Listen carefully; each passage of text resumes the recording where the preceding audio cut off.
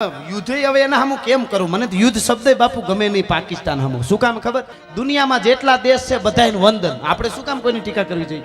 બધાય દેશને વંદન. એક ચીન ને પાકિસ્તાન જીવાય. આ ભારતની ધરતી છે મિત્રો. અહીંયા પૂજ્ય બાપુ બેઠા એટલે હું પરથી કહીશ કે દુનિયાના દેશોને લુગડા કેમ પહેરવા એ ખબર નહોતી ને, તેથી મારા ભારતમાં યુનિવર્સિટીઓ સાધુની હાલતી હતી. ભારતની ધરતી છે એટલે ગૌરવ ન ભૂલતા. બાકી વિશ્વ આખામાં ફરજો. તક્ષશિલા નાલંદામાં 5000 થી વધારે તો અધ્યાપકો હતા. એના વિદ્યાર્થીઓ કેટલા હશે? અને આજ નાસાનું આખું વિજ્ઞાન ભારતના કેલેન્ડર ઉપર હાલે છે. વિજ્ઞાનને ગોઠણિયા પર થઈ જવું પડે. આ હુરાપુરા પાસે અહીંયા માનતાઓ જે આવે છે, અહીંયા 18 વર્ષની જે મનોકામના પૂરી થાય છે, બુદ્ધિને એક બાજુ મૂકો ત્યારે સમજાય. અમુકને ત્યાં વાતો મગજમાં જ નથી બેઠ્યો.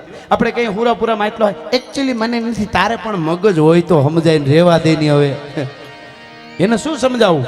પણ આ નાસાનું આખું વિજ્ઞાન આજ ભારતના કેલેન્ડર ઉપર પંચાંગ ઉપર હાલે છે. વાંચી લેજો. આ બધા ભણેલા છો. એને મિસાઇલ છોડવી હોય ને, ગમે એ ગ્રહમાં જવું હોય ને, તો એ આપણું પંચાંગ જોવે છે, ભારતનું બાપુ.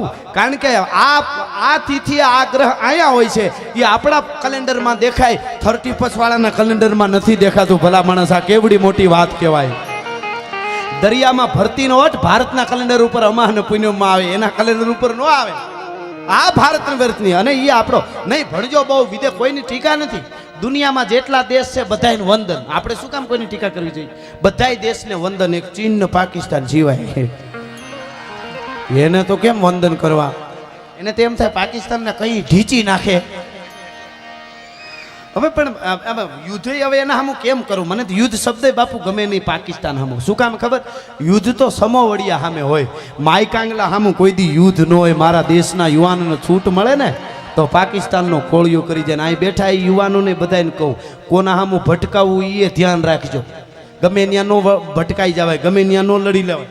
આ બહુ મોટી વસ્તુ છે. તમે ગીરમાં જાઓ, હાવજ હામો વયો આવતો હોય ને ડાલા મથો, એટલે તમે એકદમ સાનામાના ઉભા રહ્યો ને એટલે સિંહ તરી જાય. નકર એક હાલો આવતો આમ પોતાનો પંજો હોય ને, એ ધરતીની માથે આમ કરીને ધાડ કરતો પંજો પછાડે. અને આવડો લાડવા જેવા પાણા ઉપર પંજો લાગે ને હાવજનો, તો ગમ કરતો પાણો ઉલળીને ઝાડમાં લાગે, ઝાડમાં ખૂતી જાય પાણો બાપુ. એવી તાકાત હોય હાવજની. છતાંય તરી જાય. શું કામે ખબર?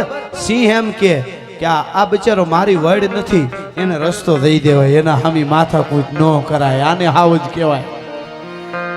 તમારે અહીંયા આપણે જુનાગઢમાં ગીરમાં આમાં કેટલી ભેહું હાવજે માર નાખી, કેટલી શોટમાં મરી ગઈ, કેટલી એક્સિડન્ટમાં મરી ગઈ. કોઈ દી મીડિયામાં આવ્યું, ક્યાંય ટીવીમાં આવ્યું ભેહ મરી ગઈ? ન આવે. મરતી હોય ને જાતી હોય ને ત્યાં કરે.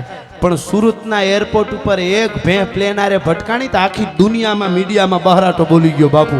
ભેહ ભટકાણી. શું કામ? પ્લેન આરે ભટકાણી. કોના આમું ભટકાવવું એ બહુ મોટી વસ્તુ છે યાર.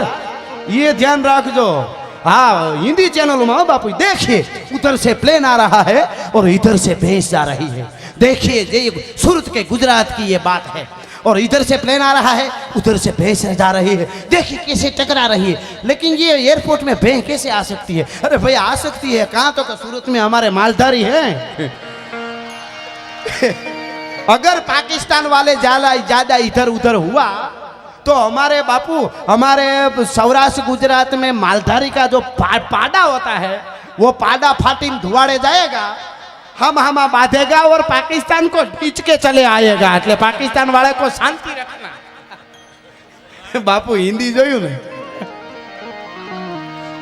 પણ કહેવાનો મારો અર્થ એ છે કે અદ્ભુત પરંપરા છે આપણી.